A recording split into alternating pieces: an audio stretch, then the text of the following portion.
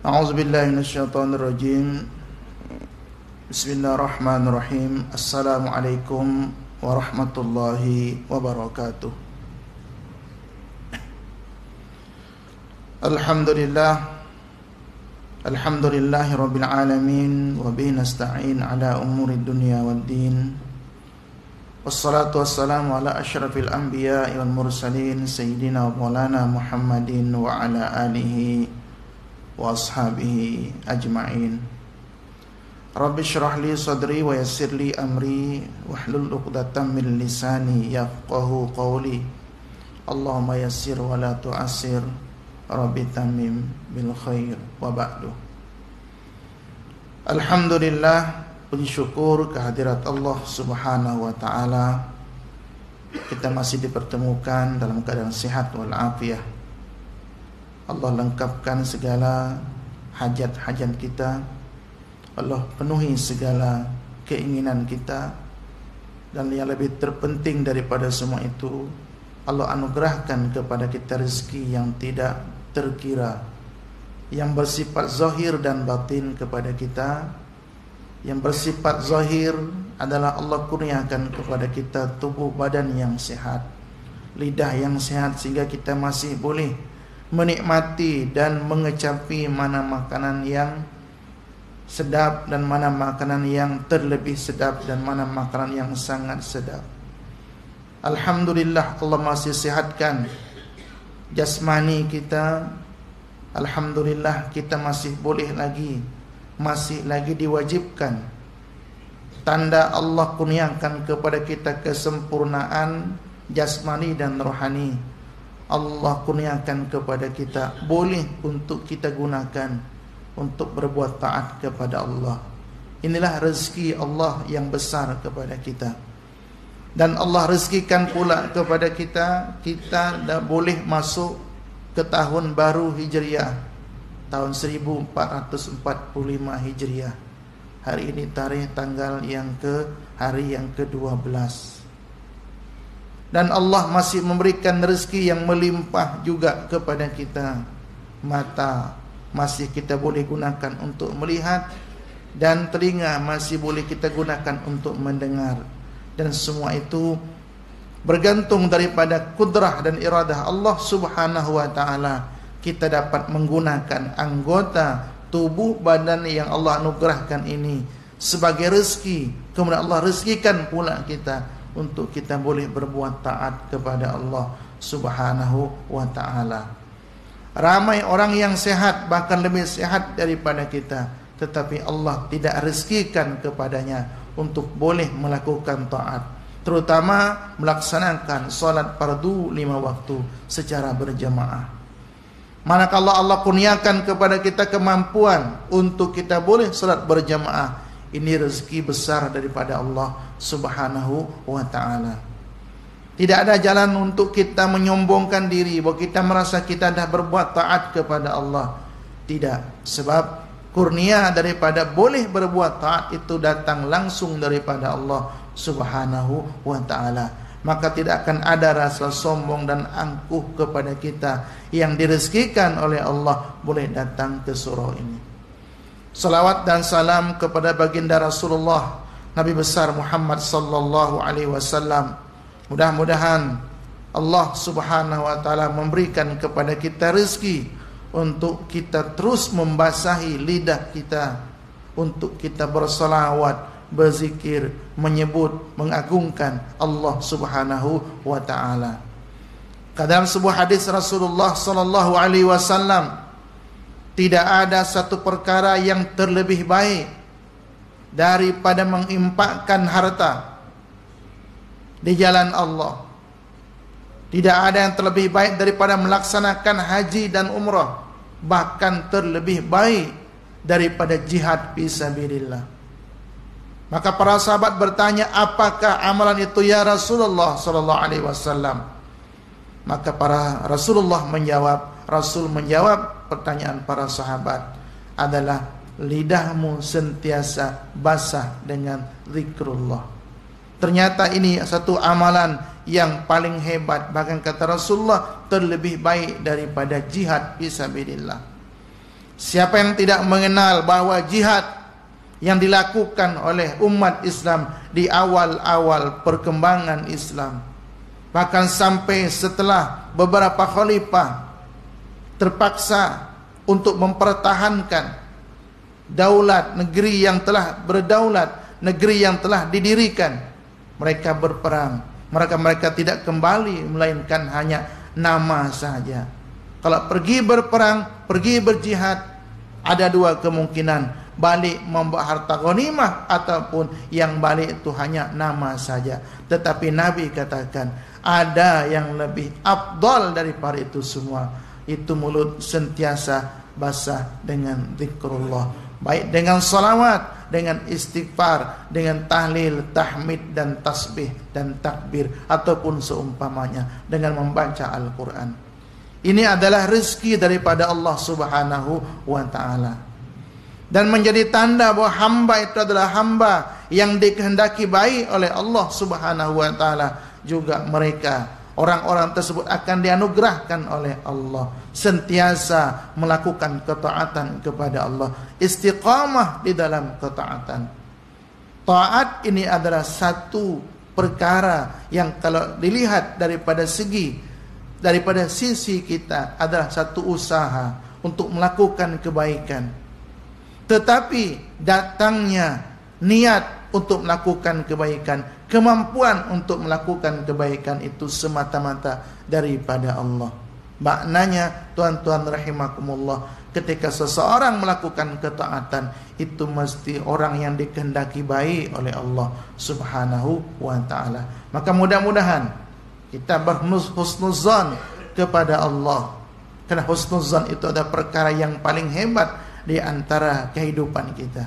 Dan bersuuzan, bersangka tak baik kepada Allah adalah juga termasuk dosa sebesar-besar dosa. Maka kita bersangka baik kepada Allah atas apa kejadian yang Allah ujikan kepada kita, maka itu satu perkara, satu ketaatan kepada Allah. Dan pula kita jangan membuat satu perkara yang boleh membuat orang juga putus asa. Kita, na'udzubillah, bukan kita, seandainya ada seseorang yang berputus asa, dia mendapat kemurkaan daripada Allah. Tetapi jangan pula dia yang putus asa membawa orang lain untuk putus asa, putus harapan kepada Allah. Dah dosa besar dia melakukan satu perkara, yaitu putus asa, dia ajak pula orang lain. Maknanya berapa ramai yang putus asa terhadap rahmat Allah, begitulah jumlah banyaknya dosa yang ditanggung. Maka tuan-tuan rahimakumullah, di antaranya mungkin, minta maaf tuan-tuan, kita tidak ada terlibat dengan apa-apa perkara. Contohnya saja, kita tengok Islam sentiasa kalah, misal saja di segi keilmuan, misalkan teknologi dan seumpamanya, Islam kita nampak mundur. Kita bagi tahu pula pada orang lain bahwa Islam itu memang dah masanya untuk mundur. Maka otomatis orang yang mendengar itu mempunyai perasaan bahwa Islam memang tak mungkin maju ke hadapan. Sehingga anak-anak muda kita merasa bahwa Islam memang dah akan hancur seterusnya, sampailah bila-bila kita dah putus asa, bawa pula orang lain. Itu adalah satu perkara yang dalam agama itu la taqnatu min rahmatillah. Jangan berputus asa daripada rahmat Allah. Kita tetap berharap sebagaimana Rasulullah SAW menyuruh kita untuk melakukan kebaikan. Hatta kalau sangkakala telah pun ditiup, ada benih padi ke, ubi ke, apa saja yang akan kita tanam, sangkakala ditiup, kata Rasulullah, tanam benih tersebut, andai pun sangkakala telah pun ditiup. Ini adalah gambaran kepada bahwa umat manusia, umat Islam terutama, tidak boleh berputus asa daripada kebaikan rahmat Allah Subhanahu wa ta'ala. Setelah kita salat subuh berjamaah, anugerah besar rezeki besar daripada Allah. Kalau kita tertinggal solat subuh berjamaah ataupun solat-solat yang lain, Rasulullah bersabda seperti solat fardu asar misalkan, siapa yang tertinggal maka seumpama dia kehilangan keluarganya dan hartanya. Apalagi solat subuh, solat sehebat-hebat daripada 5 waktu, solat subuh adalah paling hebat.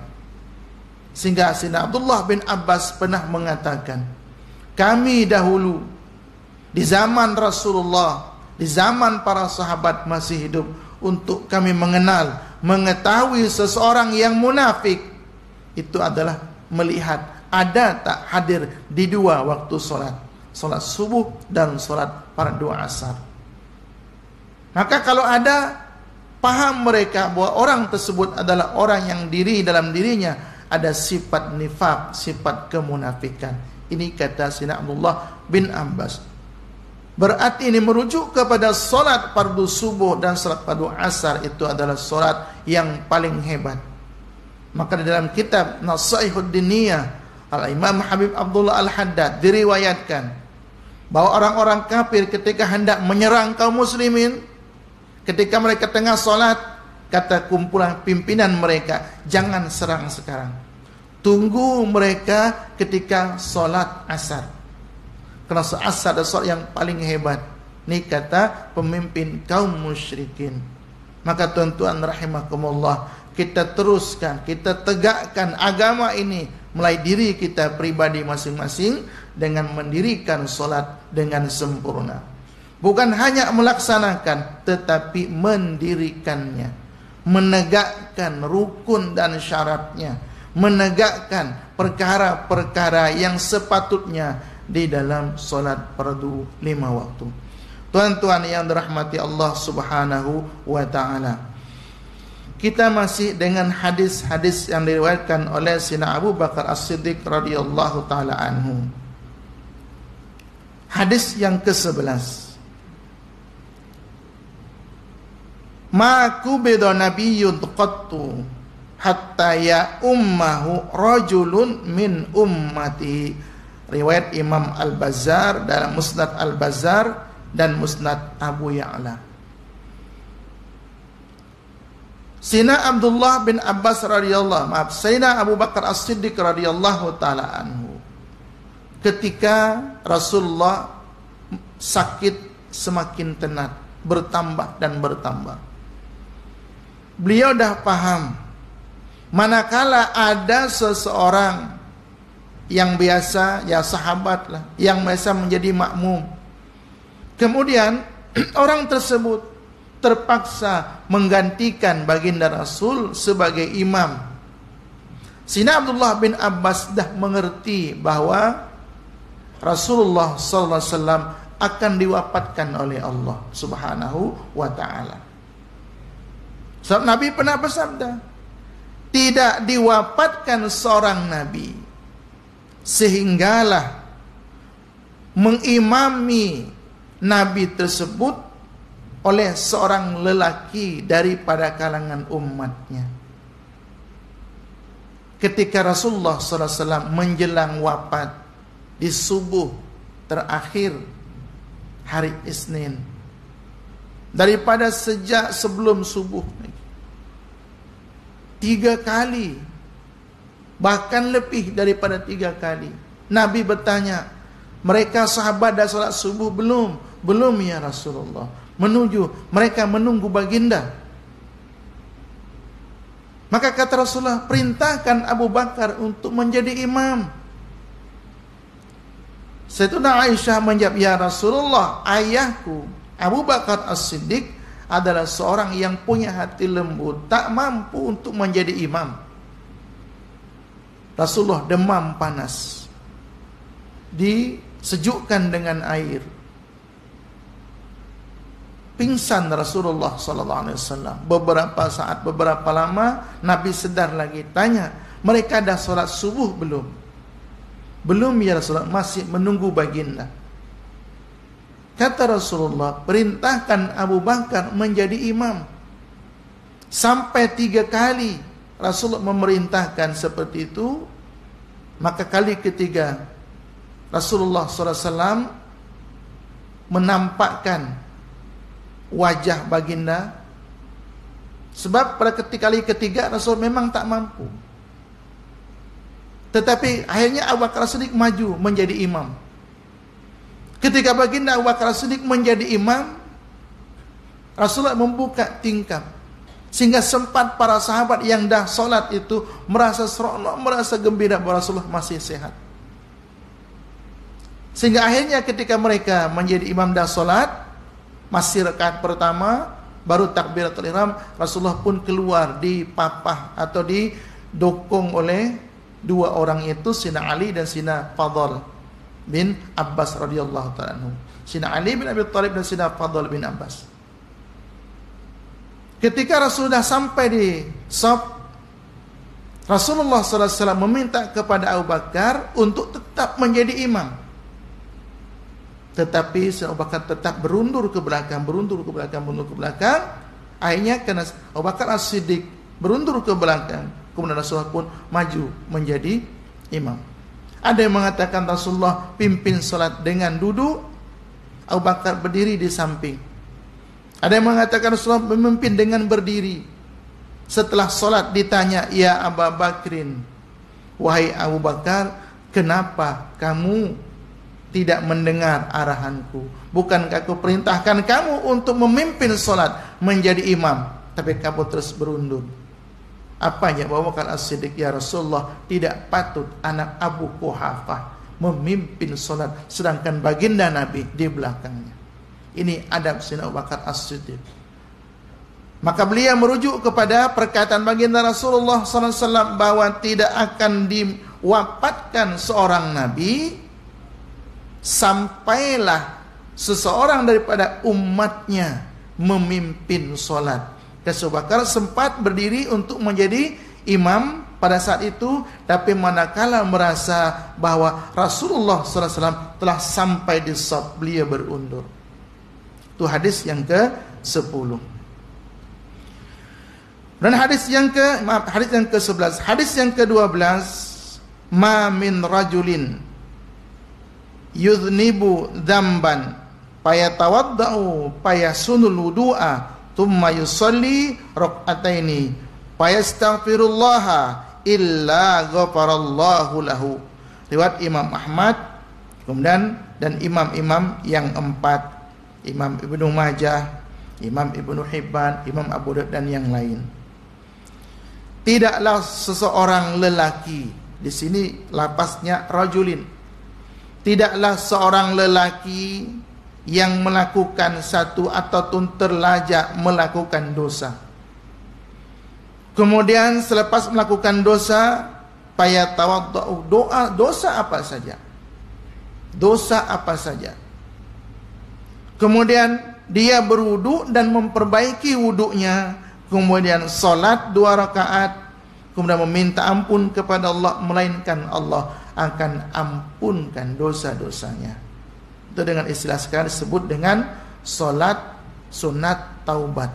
Dilakukan manakala seseorang merasa berdosa kepada Allah sehingga dia salat 2 rakaat meminta ampun. Sama seperti salat hajat. Salat taubat termasuk di dalam bilangan salat sunat mutlak. Juga salat hajat termasuk di bilangan salat sunat mutlak, tidak boleh dikerjakan selepas salat subuh dan tidak boleh dikerjakan selepas salat asar. Adapun salat sunat wudu boleh dilaksanakan selepas salat asar. Misalkan selesai salat asar kita keluar, kita naik iktikaf, kita berwudu, masuk balik salat 2 rakaat salat sunat wudu ataupun salat sunat tahiyatul masjid boleh selepas subuh dan selepas asar. Adapun salat-salat sunat mutlak seumpama salat sunat tasbih, salat sunat hajat, salat sunat taubat itu tak boleh dikerjakan selepas salat subuh dan salat asar sehinggalah terbit matahari. Katakan selepas salat subuh, misalkan ada seorang hamba merasa berdosa, nak salat sunat taubat, tak boleh sampailah terbit matahari. Biarkan terbit matahari terlebih dahulu, dan terbit tenggelam matahari kalau selepas asar baru boleh. Salat mutlak tak boleh dikerjakan di dua waktu, di waktu tahrim, haram mengerjakannya. Selepas salat asar sampai tenggelam matahari, selepas salat subuh sampai terbit matahari. Jadi di selain daripada dua waktu silakan kerjakan. Berapa rakaat? 2 rakaat. 2 rakaat kerjakan, solat balik, solat lagi sampailah merasa bahwa Allah dah ampunkan dosa. Allah tidak pernah menghampakan hamba yang meminta ampun. Maka disebutkan di sini cukup solat 2 rakaat minta ampun kepada Allah, maka Allah akan ampunkan dosa. Apakah kalau dengan istighfar saja Allah ampunkan? Iya, asalkan istighfar dia betul-betul. Maka semalam hari Jumat 10 Muharram. Hari Jumat 10 Muharram kita, di antara kita ada yang berpuasa 10 Muharram atau 10 Asyura. 10 Asyura, ya na'udzubillah. Orang-orang Syiah merayakan dengan tahbir, menyiksa diri dengan mencambuk dirinya dengan besi, dengan pisau, melukai dirinya sebagai rasa duka mereka yang dalam kononnya atas wafatnya cucunda Rasulullah SAW, Sina Husain. Itu kata mereka. Masalah dia memudaratkan diri itu yang jadi masalah. Mencintai keluarga Rasulullah, cucunda Rasulullah itu dituntut dalam agama. Tetapi kalau sampai bertahun-tahun, berbilang beratus tahun masih juga berduka silahkan, tapi menyiksa diri itu dalam agama diharamkan. Tapi mereka katakan itu adalah ibadah, nak buat macam mana? Itu keyakinan mereka. Maka mereka di 10 Muharram menyiksa diri mereka, kita di 10 Muharram melaksanakan puasa sunat. Nabi bersabda, ahtasibu, aku menginginkan, aku berharap bahwa puasa 10 Muharram itu adalah mendapatkan ampunan 1 tahun yang lalu atas dosa-dosa. Para ulama mengatakan itu adalah dosa kecil. Dosa kecil, misalkan seumpama terlajak mulut lidah kita memaki saudara kita, seumpamanya pergi pasar, misalkan beli mangga, beli mata kucing misalkan, tak nampak ketika tuan kedai untuk mengambilkan belen daripada yang kita beli, kita ambil 2-3 biji, kita masukkan ke dalam beg plastik yang isi buah tersebut. Dosa kecil. Tapi tidak ada dosa kecil kalau terus menerus dilakukan, maka dia menjadi dosa besar. La sigara bil israr. Tidak ada istilah dosa kecil kalau dilakukan secara terus menerus. Hadis yang ke-13, ma qubilallahu nabiyan, ma qabadallahu nabiyan illa fil maudi alladhi yuhibbu ayyudfana fihi. Riwayat Imam At-Tirmizi. Ini perkara di akhir hayat Rasulullah. Sampaikan 3 hari selepas kewafatan Rasulullah SAW, baru Rasulullah sempat dikebumikan. Banyak perkara-perkara. Yang pertama adalah mereka, para sahabat, tak pernah menemukan, tak ada pengalaman ketika seorang Nabi wafat. Macam mana nak buat? Adakah dimandikan seperti orang biasa, disolatkan dan seumpamanya? Sedangkan seorang Nabi adalah Nabi, tidak ada dosa. Kalau hitung dengan pahala jihad fisabilillah, Nabi adalah lebih daripada itu semua. Itu yang pertama. Mereka tidak ada pengalaman. Maka yang pertama tidak ada pengalaman. Yang kedua adalah sebelum wafat, sebelum dikebumikan baginda Rasulullah, kena ada seorang pemimpin. Sebab kalau setelah Rasulullah wafat belum dilantik pemimpin, mereka akan menjadi pergaduhan. Maka saat itu ketika setelah wafat Rasulullah, mereka berkumpul di Thaqifah Bani Sa'idah, disarankan oleh orang-orang Ansor ada satu pemimpin. Orang Muhajirin pula satu pemimpin. Akan dualisme kepemimpinan, mengkhawatirkan siapa yang akan diikut. Sehingga Abu Bakar As-Siddiq datang memberikan keterangan supaya supaya mereka menyadari. Karena Sayyidina Umar masing-masing termasuk para sahabat-sahabat hebat juga berdiri supaya mereka itu dilantik. Penyokongnya, naik. Kamu layak jadi pemimpin. Maka Abu Bakar As-Siddiq radhiyallahu ta'ala anhu, salah satu riwayat beliau menyebutkan bahwa Rasulullah pernah bersabda, kepemimpinan itu adalah daripada Quraisy, suku Quraisy yang daripada Makkah. Akhirnya salah satu daripada perkara yang tadi disampaikan oleh beliau menjadi pegangan mereka. Sehingga Sayyidina Umar terus naik ke atas pentas, mengangkat Sayyidina Abu Bakar supaya orang-orang berbaiat kepada Sayyidina Abu Bakar As-Siddiq untuk mengelak daripada perpecahan. Maka Sayyidina Ali terlambat untuk datang berbaiat sebab dia kena menguruskan keperluan jenazah Rasulullah untuk dikebumikan. Karena beliau ada menantu. Sehingga beliau terlambat, sehingga oleh orang-orang Syiah dituduh bahwa Abu Bakar As-Siddiq merampas kuasa, merampas hak menjadi khalifah. Sepatutnya Sayyidina Ali menjadi khalifah, kata mereka. Kenapa Abu Bakar? Sebab Abu Bakar merampas kuasa. Tak betul. Sayyidina Ali sibuk untuk menguruskan jenazah Rasulullah SAW. Tapi selepas itu beliau pun berbaiat atas kepemimpinan Abu Bakar As-Siddiq. Tidak ada cerita setelah Abu Bakar dilantik Sayyidina Ali memberontak. Tidak ada. Bahkan Sayyidina Ali, ingat pada perang Khaybar, Sayyidina Ali itu kuat. Dikatakan pintu daripada benteng Khaybar itu beliau pegang untuk sebagai tameng untuk berperang. Punya kuat Sayyidina Ali radhiyallahu ta'ala anhu. Tapi tergamak mereka tuduhkan bahwa Sayyidina Ali bertakiyah, tak mau kecoh-kecoh sehingga menerima Sayyidina Abu Bakar As-Siddiq menjadi khalifah. Kalau macam tu takkan tunggu sampailah Sayyidina Uthman wafat. Sayyidina Abu Bakar 2,5 tahun. Sayyidina Umar dalam 10 tahun. Maknanya dah jenjang 12-15 tahun. Sayyidina Uthman lagi.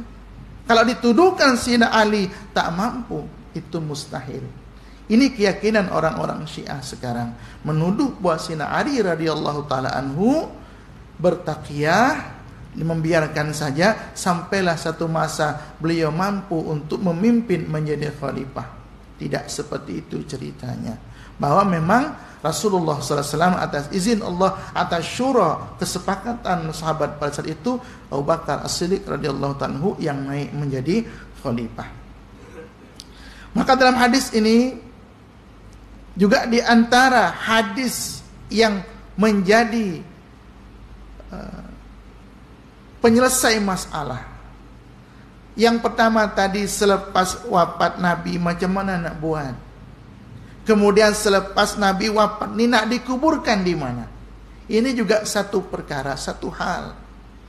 Para sahabat ada yang mengatakan kerana Nabi lahir di Makkah, kena bawa balik ke Makkah, dikubumikan di Makkah. Para sahabat Ansar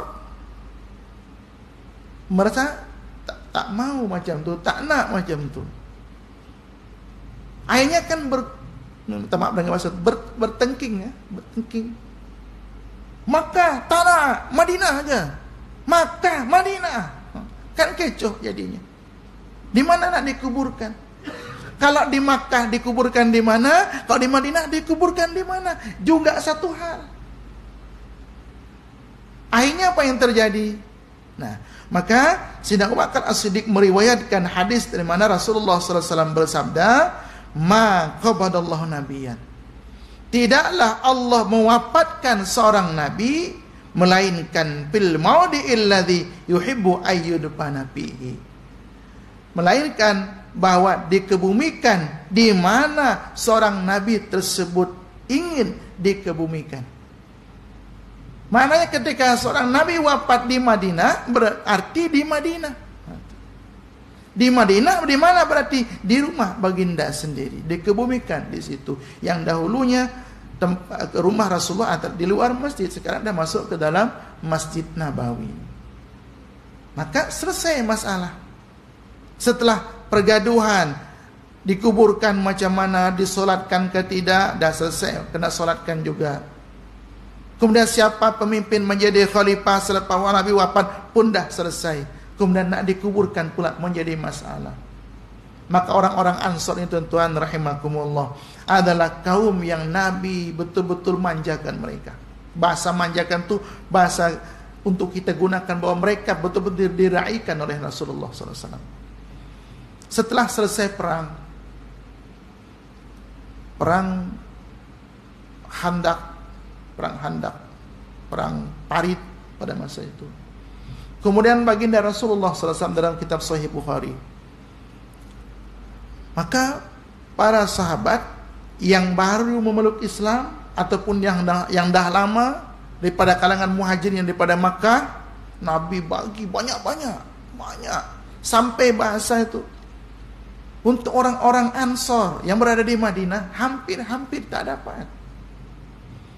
Kan orang mereka datang daripada Makkah untuk perang Handak, sebab ya daripada kaum muslimin kan ada diserang. Tapi ada daripada orang Makkah yang dah hijrah tu menjadi tentera.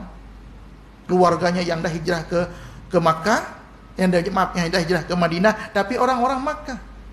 Daripada suku-suku kabilah yang lain-lain yang ada di Madinah, mereka juga bergabung mempertahankan kota Madinah daripada serangan orang-orang kafir Quraisy daripada Makkah. Nabi bagi kepada mereka harta ghanimah banyak. Disebut dengan istilahnya juga perang Ahzab.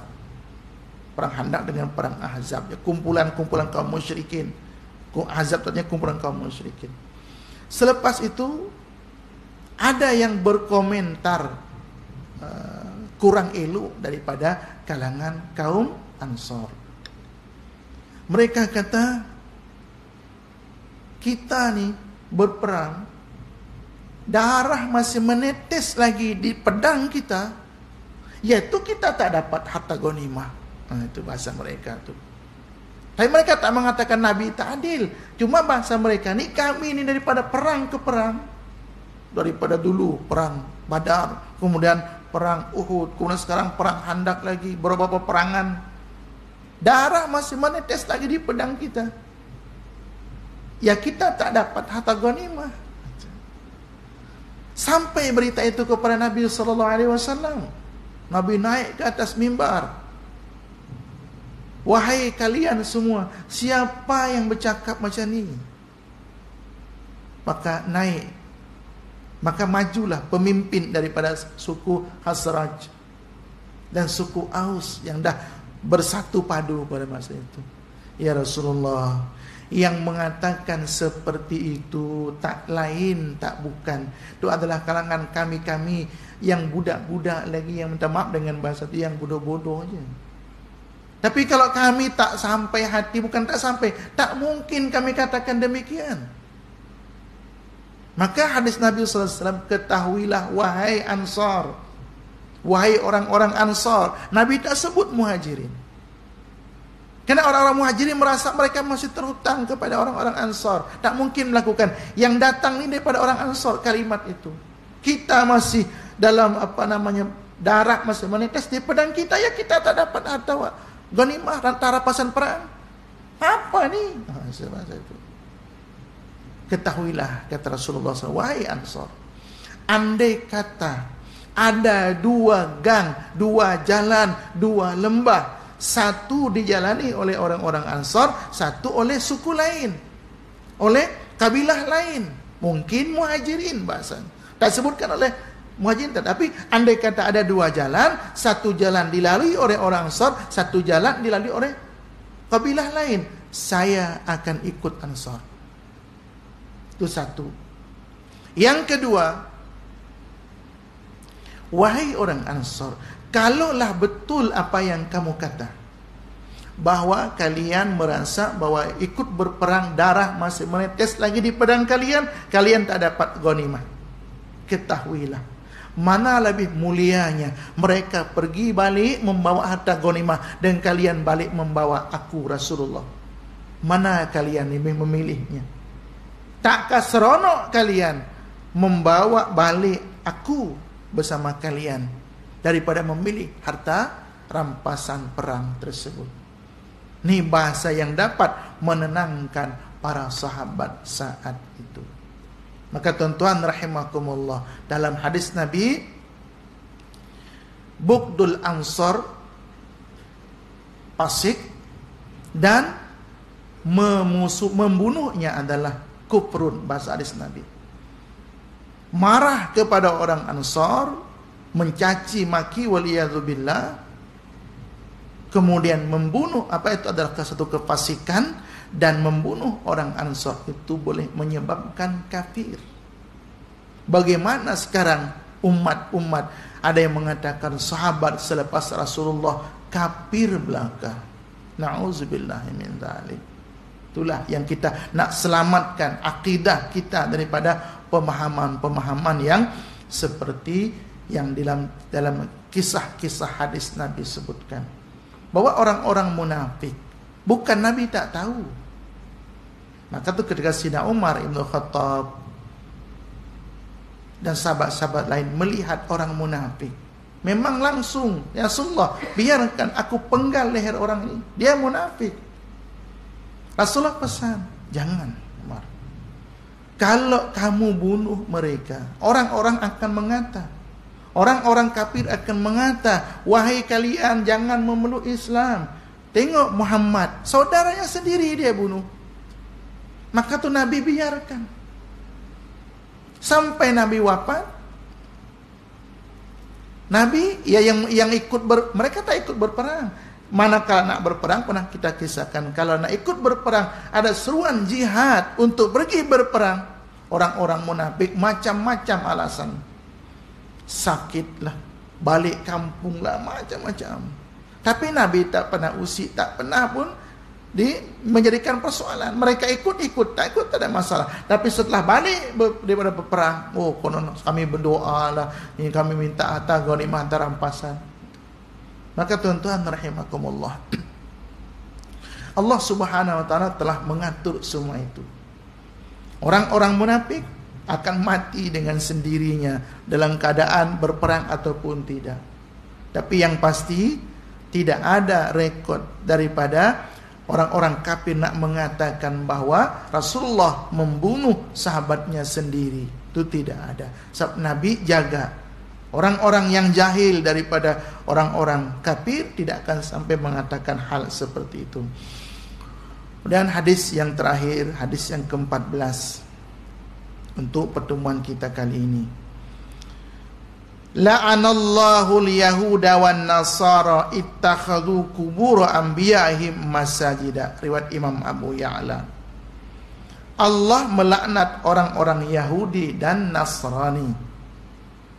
Kenapa Allah melaknat mereka? Mereka menjadikan kubur-kubur nabi-nabi mereka sebagai masjid. Mereka solat di situ, mereka beribadah di situ, mereka melakukan aktiviti ibadah, tak mau ibadah di tempat ibadah.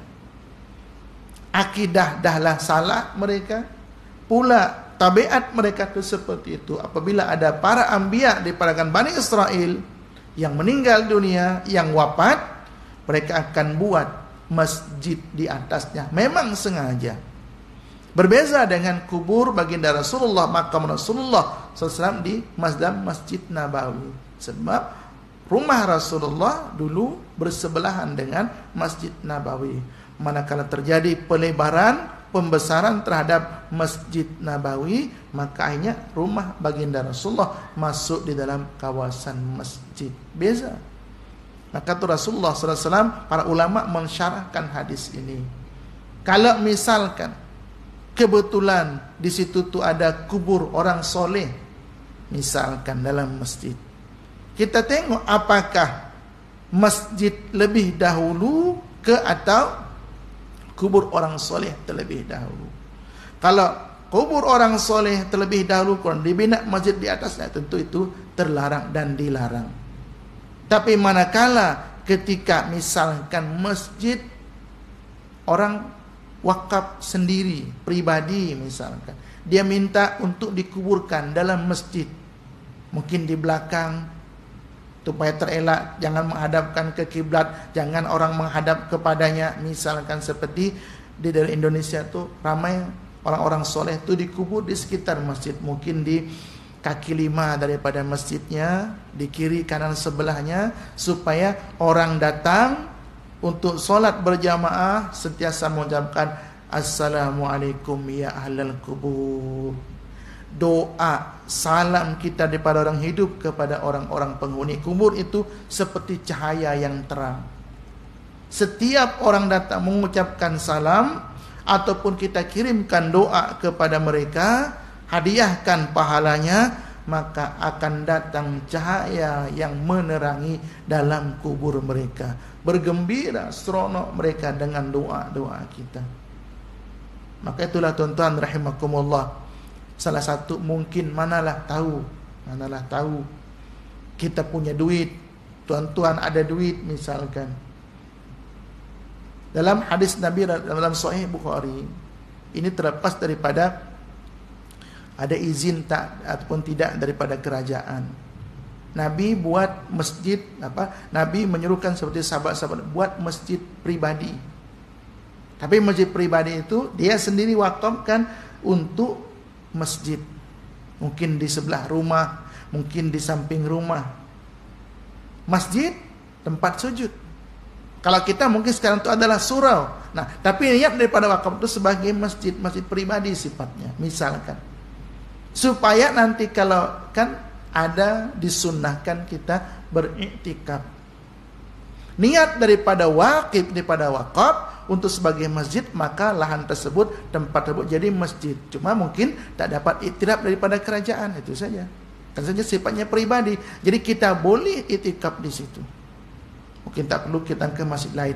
Ini dalam hadis Nabi ada disebutkan seperti itu. Maka para ulama ada yang membuat masjid. Maka mereka tuh kalau salat berjamaah ke masjid jamaah, masjid jami, seperti surau dan seumpama. Tapi untuk iktikaf, untuk salat di masjid mereka sendiri. Di samping rumah, ya mungkin ada orang-orang yang mungkin yang singgah untuk salat, boleh salat kat situ. Itu di antara amalan para ulama-ulama membuat masjid pribadi.